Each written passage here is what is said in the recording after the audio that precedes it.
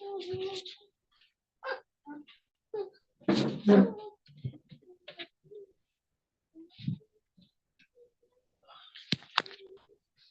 it. She just disturb you. Not this, not that. It's not fair.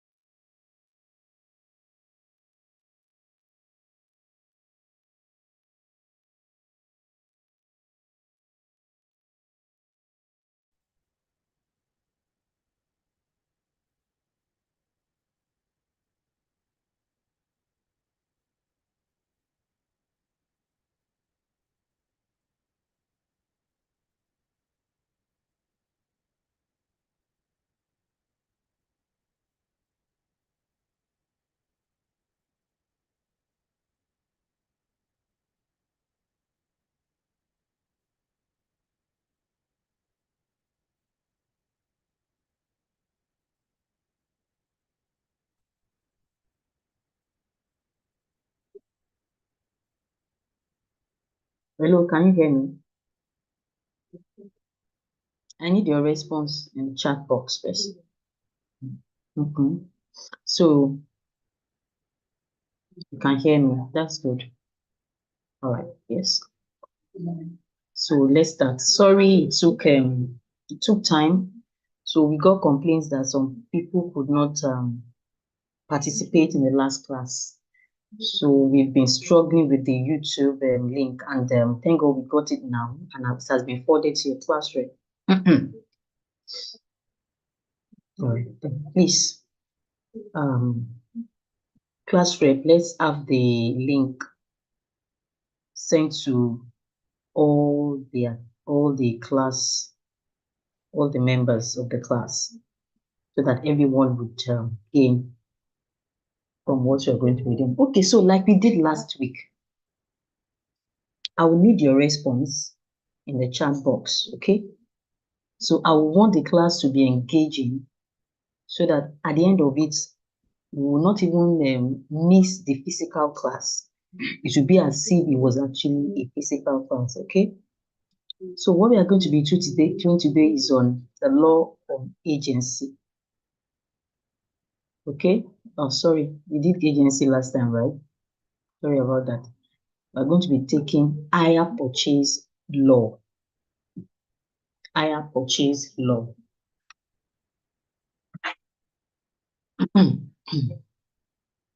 So then, so like like I do, I would put some things here so that you can clearly see them. And when you see things physically at times, it resonates better with you. Did you see what I sent here in the chat box? All right. So I need contributions from you. What is hire purchase? What do you know as hire purchase? I need your responses. Who can help us? What is hire purchase? I need responses. What is hire purchase? I know one way or the other you may have heard of this term somewhere in transactions. And in as much as contract is very important, these are all the things that at the end of that involves contract. And all of these things, they have laws that guides them. Okay, thank you, Nathan. Nathan says hire purchase is a method of buying goods through making instrumental payment over time. It's a beautiful one. Can we get another person to give us definition of hire purchase? I'm waiting. All right, thank you, Peculiar. Peculiar says hire purchase system is a system by which one pays for a thing in regular installments while having the use of it. It's a very beautiful one too. So Dick Jonathan says hire purchase is a legal and financial arrangement that allows a person to acquire an asset such as a vehicle or equipment through making installments payment. Beautiful. Okay, Aluko. Korede says this is a contract to take possession of a good in exchange for periodic payments and with an option to purchase. Okay, Aluko, were you in my class yesterday? Aluko say the truth, oh, so that the devil be ashamed. Was Aluko in my class yesterday? The class I had with the IC students. Aluko, I'm waiting for your response. Were you in my class yesterday?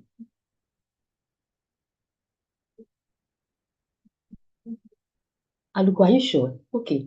If you're not in my class yesterday, you said you.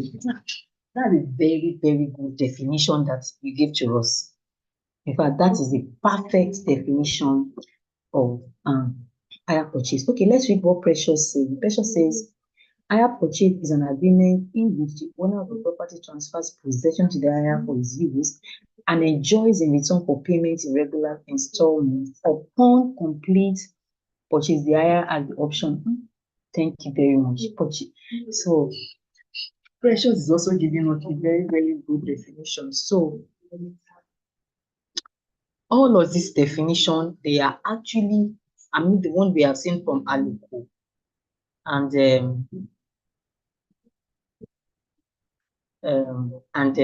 Precious is very, they are very good ones. And I really appreciate that this is coming from students that are not even law students. So keep it up. So let's go ahead.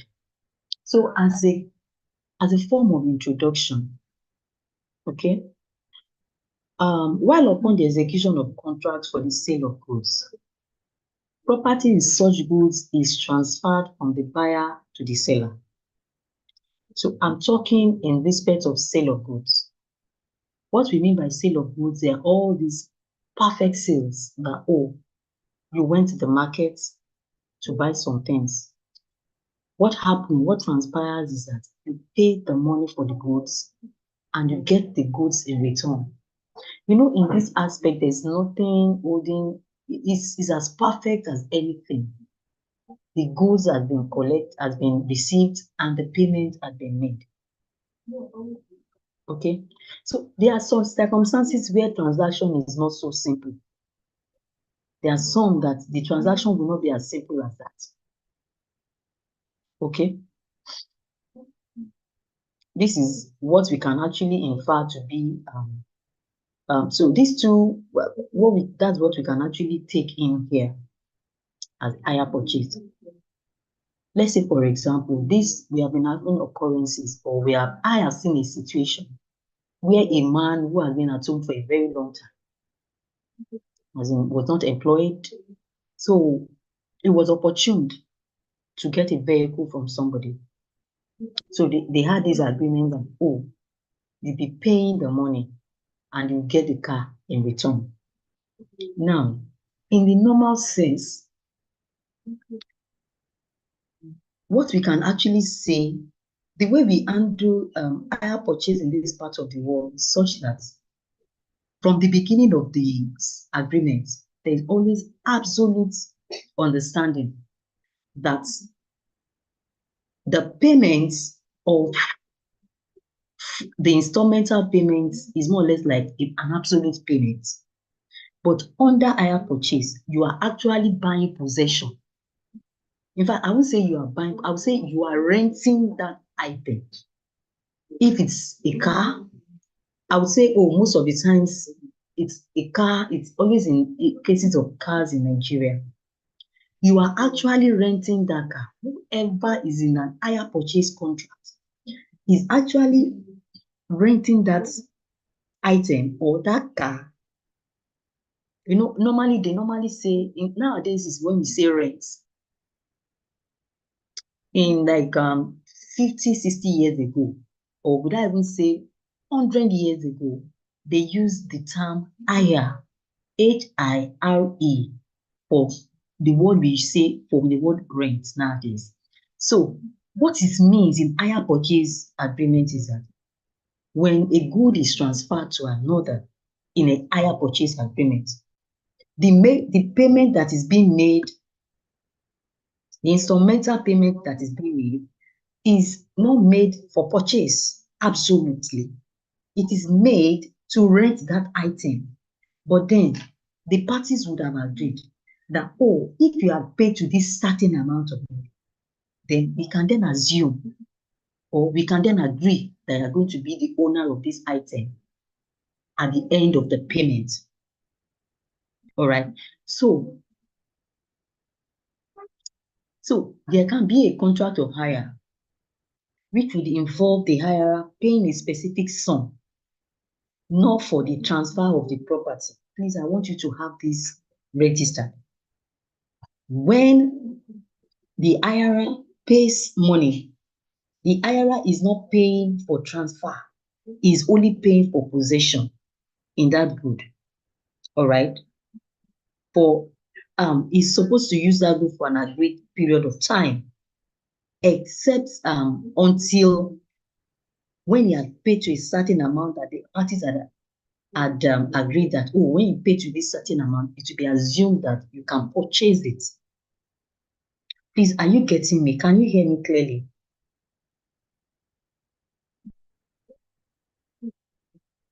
Can you hear me? Okay, thank you.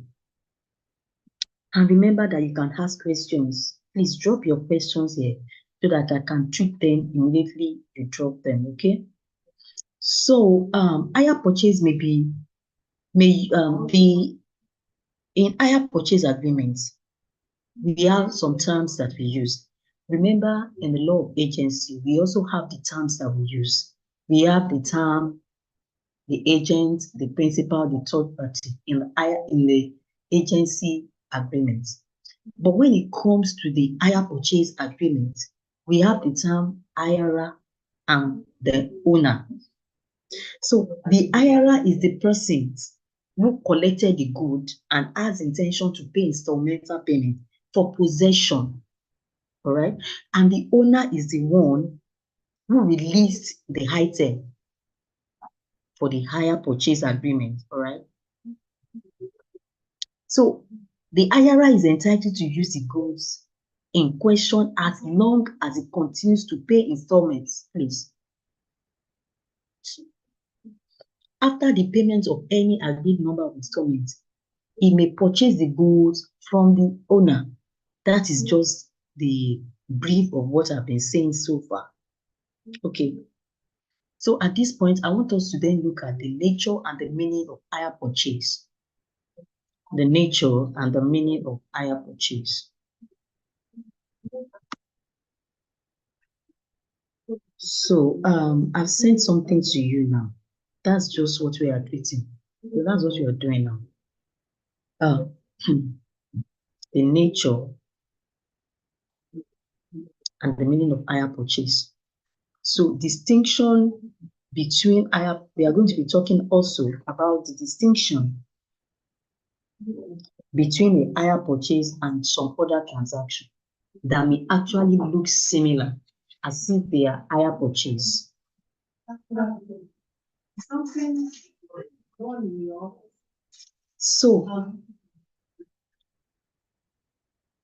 So hire purchase is defined under the Hire Purchase Act as the bailment of goods in pursuance of an agreement under which the bailee may buy the goods, under which the property in the goods will or will pass to the bailee.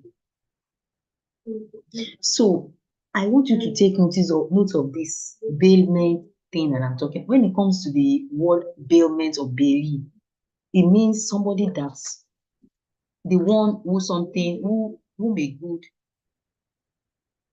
Okay, yes, I will come again. Let me just, like I've been doing, I think it's better that I drop these things here so that you can actually relate well with them. So you will see the word bailment here. What it means is that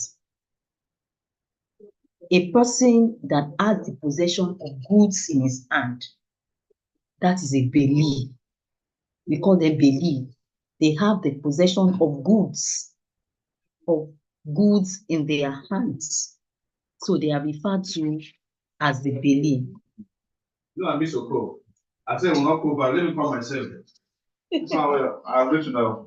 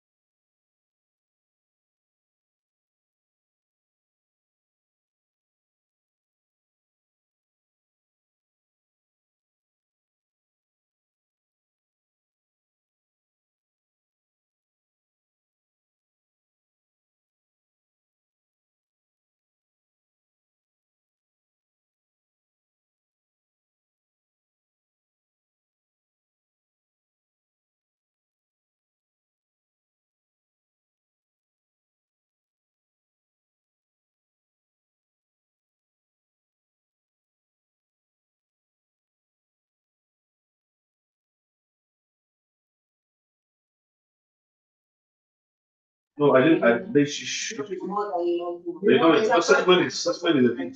Okay, so sorry. Can you hear me now? Sorry, I had to quickly attend to something. I'm sorry. I didn't take permission, right? Sorry about that. Sorry, okay? Thank you. Thank you. Forgive me. Okay, so like I was explaining. So like I was explaining, okay? So maybe more situation. What about the outline? So then, Okay, madam. That was what I came.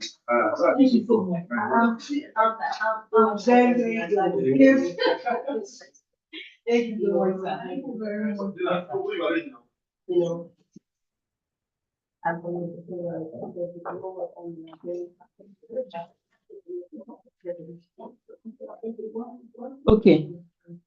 How about now? Is the background noise still much? Are you okay now?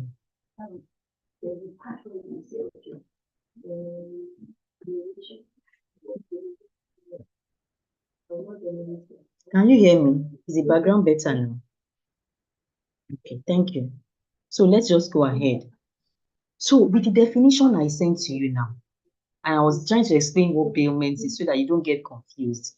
Bailment is just like somebody that some goods are in their possession. So that person will be seen as a bailee. Okay? The IRA will be seen as a bailee who has some goods in his possession. All right, as the definition implies. The definition says, I repeat again, that the bailment of goods in pursuant of an agreement under which the bailee may buy the goods or under which the property in the goods will or may pass to the bailee. All right. So going forward, let them look at the distinction. You know, I said we are going to be looking at the distinction between hire purchase and some other transactions. So let us look at the distinction between hire purchase and conditional sale. Now, what we mean by conditional sale is that an agreement to sell subject to a condition that is specified by the parties. Okay, so he said, this person said, so James says, so in summary, who is a bailee? Is it the possessor of the goods? Yes. So in this, our own hire purchase, the bailee, because of the term I've explained to you so far, the bailee in this sense is now the hirer. Did you get me, James? The bailee is the hirer, okay? So let me send this to you as well. Let me send this to you as well.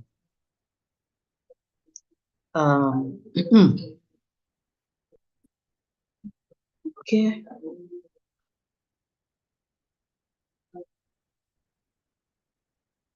So this definition I just forwarded to you. Okay. This definition I forwarded now, that trying to distinguish between conditional sale and hire purchase. So conditional sale, just like the name implies, when you want to sell something based on a condition, it is not hire purchase. The fact that most of the times these agreements are being, the consideration in these agreements are mostly by installmental payments. Okay, so this means that parties have entered into an agreement to transfer property in the goods from the seller to the buyer. Okay, from the beginning of their transaction in a conditional sale, they both agree from the beginning of the transaction that property or title in that goods will be transferred. All right. Remember, in hire purchase agreement, it is only possession that is agreed from the onset of the transaction. So did you now see the difference now? So let me just read the last part of this definition I sent to you. That on the other hand, a hire purchase agreement is not an agreement to sell, but rather an agreement to hire And in our term nowadays, we say rent. It's an agreement to rent with the possibility of a subsequent sale.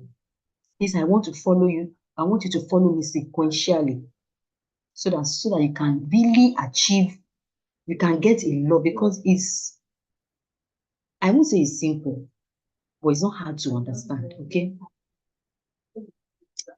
And also, there are a lot of repetition of this. I'm trying, whenever I repeat the same thing, I'm just trying to repeat for emphasis, okay? So a hire purchase agreement is a lease of goods, is an option to purchase. I don't know if you can get this better. The hire purchase can then be seen as a lease of goods with an option to purchase. All right. So I sent something again. Please ensure you follow up with me. So hire purchase constitutes an irrevocable offer by the owner to sell goods to the hirer or lessee, but imposes no obligation on the latter to buy the goods if he does not wish to buy it. So what we are saying here is that even at some point, you don't really, the intention, you may decide not to even buy it, in as much as you are paying as you are renting it, in as much as you are paying as it's on hire, you don't really have to pay for it. But then you have an option to buy it. I think that's a very good part of it. All right. That's a very good part of it. Okay, so let them look. I hope with this you now will be able to understand the distinction between conditional sale and hire purchase agreements. Is this a yes or no, please? Okay, Kolawole says, is conditional sale a contract? Because all contracts is an agreement, but not, yes, yes. Conditional sale is a contract. Remember, what makes an agreement a contract is that it is backed up by law. It is legally backed up. So what we are saying is that what makes an agreement a contract is that you can sue a defaulting party to court. And so a conditional sale is also a contract because if any of the party breaches, then the victim or the party who is at the receiving end can sue. So Josephine says, does it mean that all these transactions are? No. I want you to please take this thing calmly. Okay, let's read this thing again. Okay, let's read it together. Are you ready? So, a hire purchase agreement is a lease of goods. They are not saying they are all with an option to purchase. So, in mostly all the lease agreements, they are not leasing to purchase. They are leasing just for leasing sake. But they're just saying, oh, this agreement is a type of lease, but with the option to purchase. All right. Josephine, are you getting me? Did you get what I just said, Josephine? All right. Ikumelo, ma, does it mean that the house on this is also no? Like Josephine says, I am trying to correct this. Most of these lease agreements, they do not have option to purchase. Please, are you listening to me? Most of these lease agreements, they do not have option to purchase. But we are just saying that an hire purchase looks like some goods are on lease to the other person. But then the person who has it, the lessee, has the option to purchase the item. So why it says, so for conditional sale, there's an agreement to sell from it. Perfect. Thank you, Wahid, for this. Why it says, so for conditional sale, there's an agreement to sell from the beginning. But in hire purchase, there's an option to buy. If the customer decide to buy at the end, yes, it's just an option. It is not as if they've agreed. Yes, beautiful. So someone from iPhone says difference between contract for hire and hire purchase. Which one is? Please come up with this contract or hire. Please, let's just use the term hire purchase, okay? Let's just use the term hire purchase. So Ragi Zainab said, ma, does it mean if the hirer wants to buy it, they have to terminate the contract of hire purchase. He wants to buy it, they have to terminate the contract of hire purchase. So I don't understand. So it means that, see, I don't want you to see it as a different thing. You don't terminate. What the meaning of hire purchase agreement is that somebody got an item on lease, okay? But then he also has an option to purchase it at the end of the day. Hire purchase is not a lease agreement. It just has a touch of lease in it, but then it is not a perfect lease. A perfect lease does not have an option to buy from the beginning. Although maybe during the lease, they might have an option. But then from the beginning, an hire purchase agreement has an option to agree. So, Rajis Zainab, please, you are trying to differentiate, you are trying to strike like a gap, or trying to bring some, trying to differentiate hire purchase from sale. Hire purchase doesn't mean that that an hire purchase agreement will have to be terminated. No, there's an option to buy from the beginning. So please, let's move ahead so that I need to finish this class in 40 minutes, okay? So let's look at the distinction between hire purchase and credit sale. The distinction between hire purchase and credit sale. So also, I'm going to drop something here with you so that you can read along with me, and this can help your understanding of what I'm saying. Have you seen it?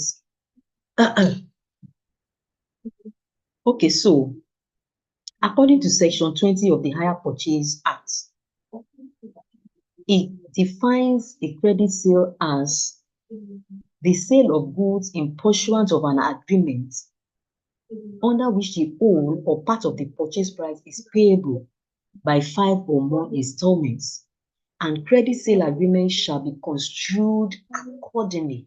So what we are saying in credit sale agreement is that as a businessman, he approaches another person.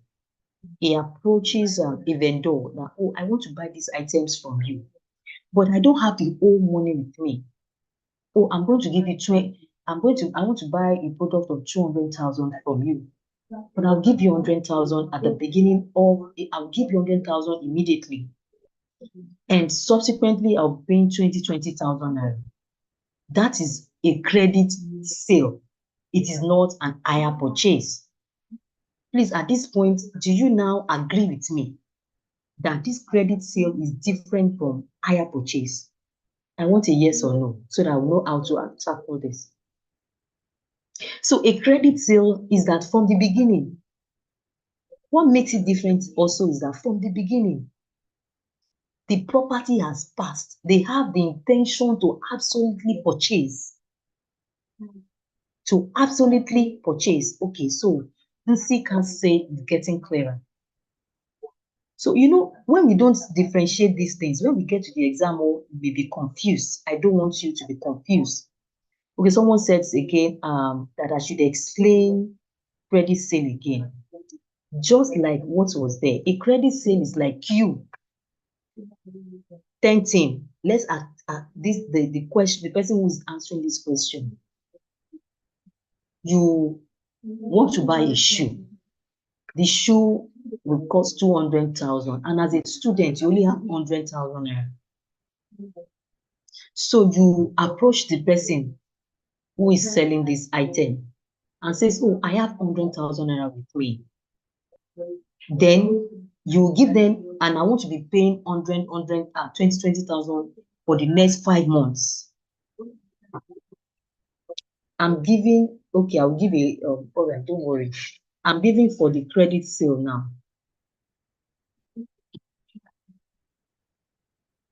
So immediately the shoes will be given to you. You have intention of buying it. Remember, you are not renting the shoes. you are buying the shoes and you are going to be paying instrumentally. So from the beginning, there's an agreement to transfer title in that property to you. All right. But in the time, when it comes to hire purchase agreements, let's take, for example, a car. From the beginning, the car will be given to this person based on some instrumental payments. But those instrumental payments are payments for possession. They are payments for hire. They are payments for rent. They are not payment to purchase. He only has an option to purchase, but he may even decide not to purchase. All right. So that's the hire purchase agreement.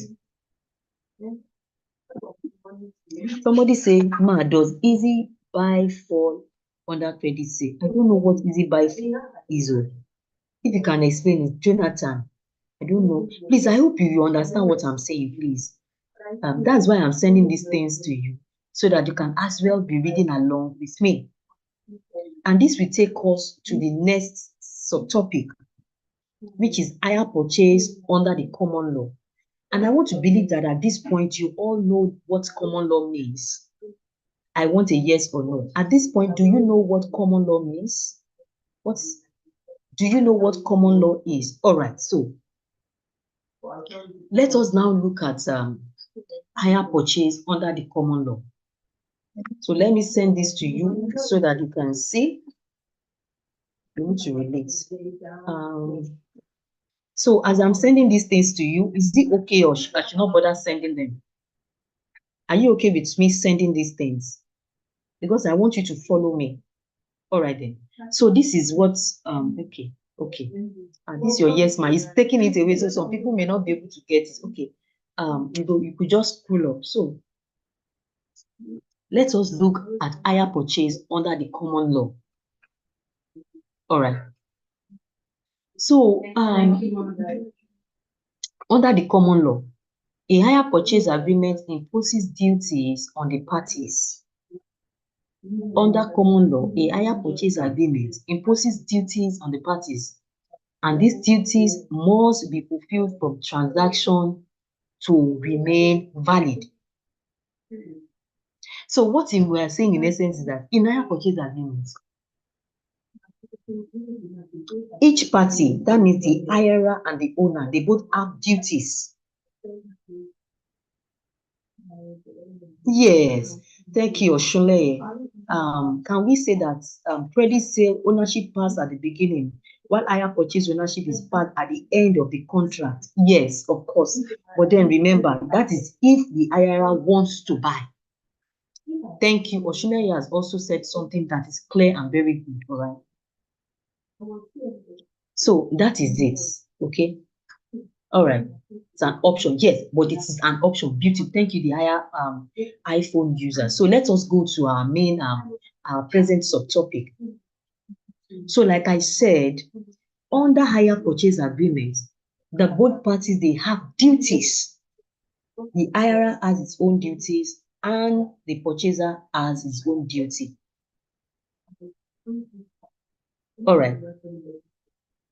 So the primary duty of the owner is to deliver the goods to the hirer. The sole duty of the owner in a hire purchase agreement is to give goods, to deliver the goods in question to the hirer. All right. But on the part of the hirer, he has some duties that I'm going to itemize and explain them to you now. Okay. So I hope you all know the duty of the owner now, which is to deliver all possession. Okay. All right. So let us look at the first duty of the hirer. The first duty of the hirer is that he has the duty to take delivery. All right. He has the duty to take delivery. So what this place is actually saying is that the hirer can take, let's assume from the beginning of the transaction, they both sat down and they drafted a contract, and that they drafted a contract, an hire purchase agreement. which is a contract on the, okay?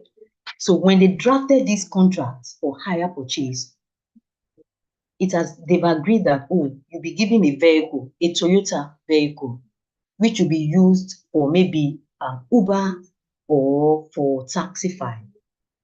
And the owner also have agreed that when I send this thing,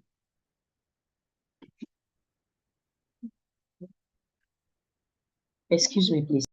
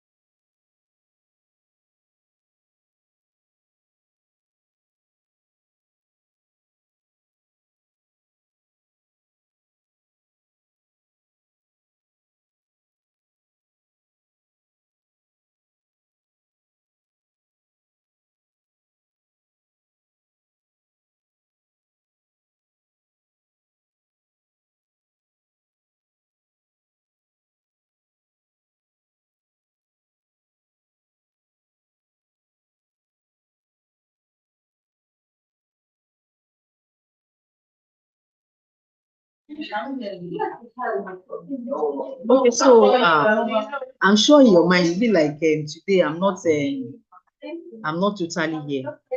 Actually, I am here with you. I just don't want anybody to interrupt my class. That's why I'm trying to just I'm just telling them to leave. Okay. So can you hear me clearly now? Can you hear me now? Okay. Sorry, guys. You know I'm here for you, so don't think this woman is just no. I'm trying um to sort things out so that I won't be distracted. Okay, so duty to take delivery. All right, duty to take delivery. So what we are saying in essence is that if the parties have agreed on the modalities of the hire purchase agreement, they are expected to stick by it, which we says that, oh, the owner has the duty to deliver the item to the hirer. And it is also the duty of the hirer to receive these items. A few of you in your mind may be thinking, so why won't the hirer receive the items? You know, in law, we like to cover all the bases. We like to say everything that can be a problem in the future.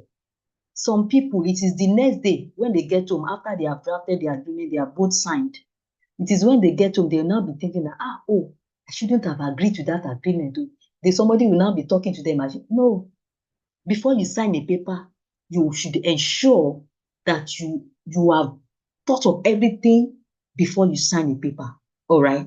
So I hope you understand this duty to deliver. Sorry, duty to take delivery. All right, so the next duty, let's quickly look at it. We also have the duty to pay installments. You know, in the hire purchase agreement, they would have agreed, and I hope I am not mistaken if I'm using Uber drivers or Taxify drivers. So I am using them because they are like perfect example in this part of the world. All right. So even most of the times, if they agreed if it is in the agreement, thank you, Feoluwa. All right. So if they have agreed, if they've agreed that you should pay some money and you have the possession of a vehicle. The law expects you to honor your word to the latter. So you have to ensure that you are making all the instrumental payments as at when due. As at when due. So nothing should hold you back from not making the payments. So that's what the law is saying. All right. Okay, so please, do you understand this? I don't want us to dwell so much on what is not really a problem. So do you then understand? So I've dropped something here again. I hope did you see it? Did you understand this duty to pay installments? Is like is as explanatory as it is written. Duty to pay installments. Okay.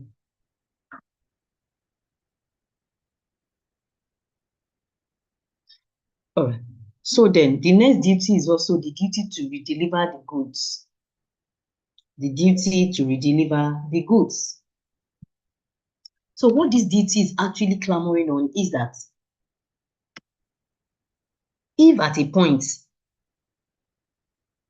you are saying, oh, I'm not going ahead with this hire purchase agreement again, you have the duty to deliver the goods back to the owner.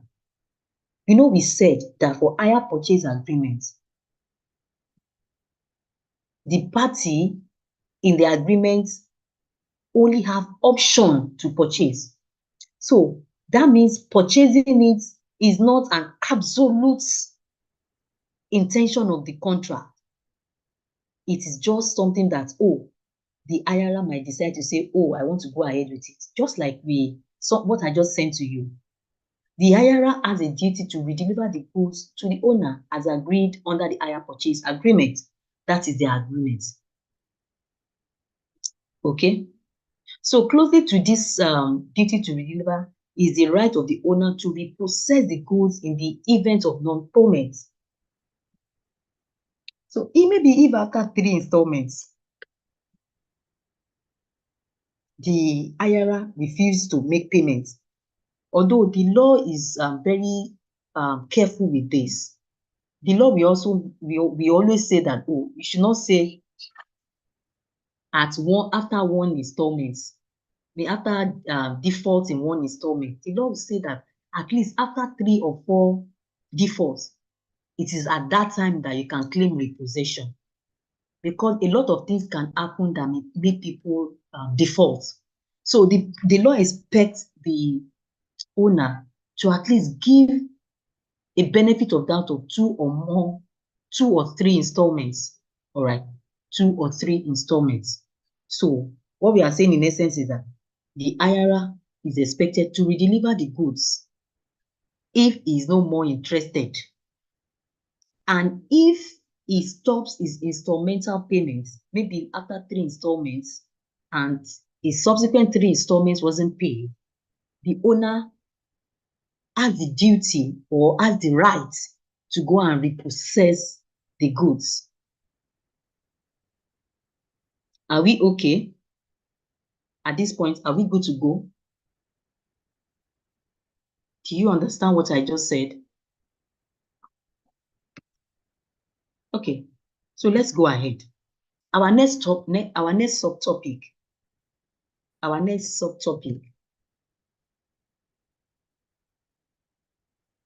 subtopic says implied condition as to fitness of purpose. So Kolawole is saying that in common law, if the IRA fails to pay installments just for once, can the owner repossess the item? Actually, it will really not really work that way. It will really not work that way. Let's not just leave it at the fact that they will be expected to at least give them a room or ask for explanation before you can go at just first installments. All right. Okay, so the implied condition as to fitness and to purpose, it is implied. In fact, it is implied that whatever you are giving out to somebody should be used, should be something that will be usable. Somebody comes to your shop to buy a printer on hire purchase, and they go back home, they had used the printer 3 or 4 times and it stopped working. Except if it's at your own fault, or let's assume they take the printer home and they could not even use it at all, it stopped working. That will not be said to be fit for purpose. The purpose for which you bought it, you've not been able to use it for that purpose. So it is implied condition under hire purchase agreement that whatever goods is going to be transferred should be fit for the purpose for which it is intended. Please, do you understand me? I want a yes or no, please. Then I can go ahead. Okay, so I'm saying no. All right. If you had gone to it, why we are doing this is such that because most of the time in hire purchase agreement, the hirer may not have they are always at the detriment, at the detriment, all right. So some people said yes, they understood, but then let me just try to explain to those that didn't get me. So if you are buying an item, if you are giving an item, okay, let's say for instance, the example I used in the class, for an Uber driver, what I noticed so far is that they mostly go for Camry vehicle, Toyota vehicles. Now, it was in their agreement that the owner will be transferring a Toyota vehicle to the hirer. But what the hirer got later was a Mercedes Benz. So most of the times, getting the parts or repairing Mercedes Benz in Nigeria is very expensive. So it's as if it's not fit for the purpose for which the Uber driver got it. So it is the goods that is on hire purchase is expected to be fit for the purpose for which it is agreed upon. Okay, so let us go to our next subtopic. Our next subtopic, we are going to look at hire purchase under the Nigerian law. Hire purchase under the Nigerian law. So under the Nigerian law, we have hire purchase act, which actually guides this part of contract. And under section 1 of this act, some of the provisions that guide it stated. I don't even, okay, maybe I will send the copy of the notes to you. Okay. So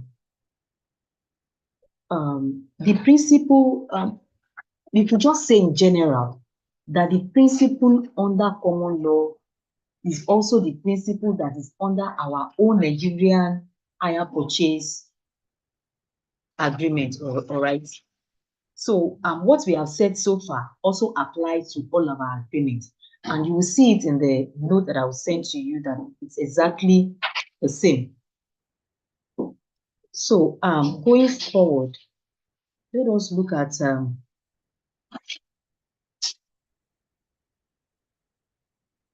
the ownership and passing of property.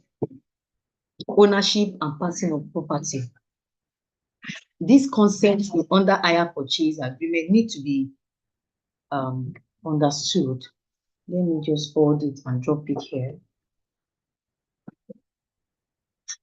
Okay, so a very important distinguishing feature of the hire purchase agreement is the effect on the passing of property or ownership in the goods that are the subject of the agreement. Okay, so remember, like we are saying, under credit sale, the ownership is passed immediately to the person who bought it, to the creditor. But under hire purchase agreement, it's not ownership that is passed. The title in the property hasn't been passed immediately. It is just possession that passes. So it is just possession that passes from the owner, from the hirer. So we will recall that in a sale of good transaction, property in the good is passed immediately. It is not own, it's the person who buys in a sale agreement gets the property without any other condition attached to it. But when it comes to hire purchase agreement, it's not so. What passes is possession only. It is only possession that passes. In hire purchase agreement, the property in the vehicle still remains and still vests in the owner. I will repeat that. Under hire purchase agreement, the property, I've been using the Uber driver, so I think I'll still keep that. In an agreement to give another person a vehicle to use for Uber. So in such agreements, although the hirer has the property, has the car with him, the title in that car hasn't been transferred to him. He only has right to have possession, not the real title.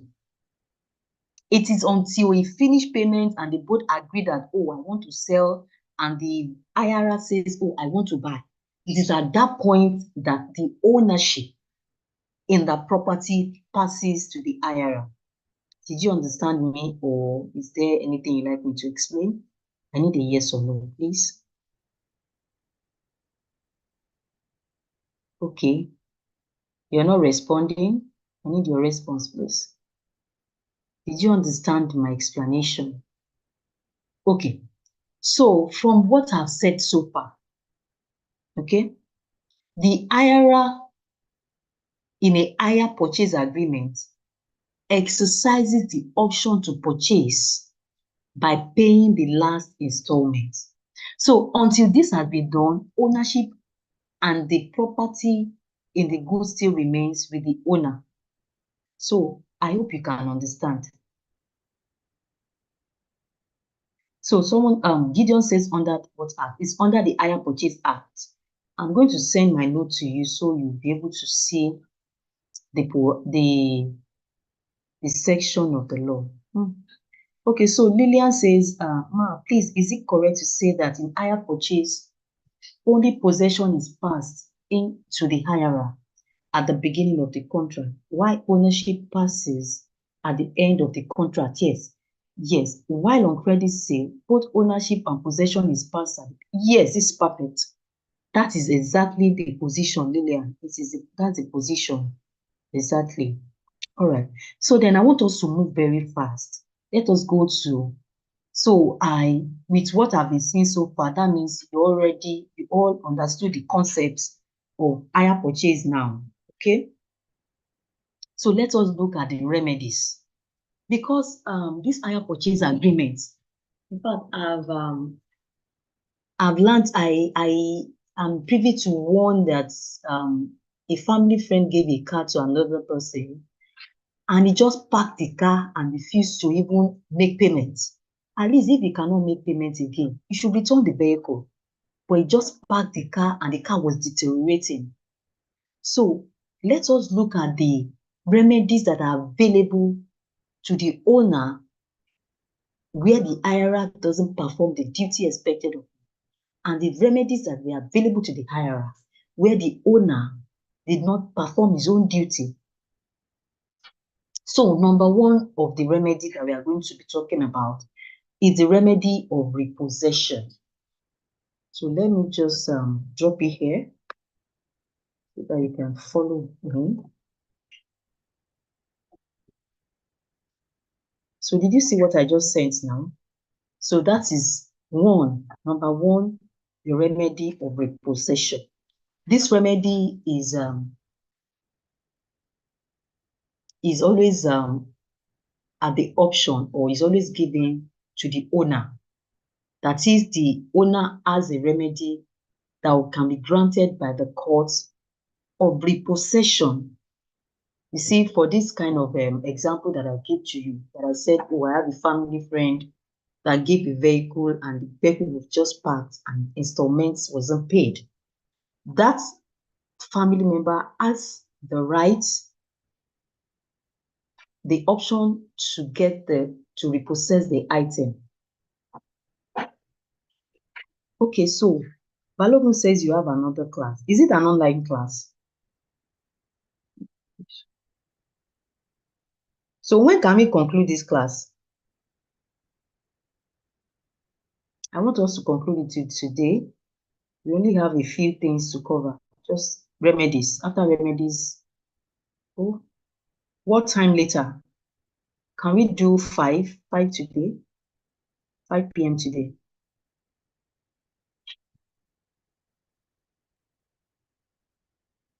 Can we do 5 p.m.? If you can't do 5 p.m., give me a. So I want 5 p.m. Is 5 p.m. convenient for everybody? Okay. So can we do 6 p.m. today? Can we do 6 p.m. today? So Accurate Science and some other classes have the class at 6 p.m. So I'm asking if we can do 6 p.m. today. Can we do 6 p.m.? So Wahid, some people have a class till 6 p.m. So we need to also put them into. Oh, but the issue about that 6 p.m. is that those that are on YouTube may not be able to join us. Except okay, I'll see what I can do. You know, it was the YouTube that actually took our time. Okay. All right, let's do 6 p.m. I'll see what I can do before 6 p.m. to get the YouTube running. Okay.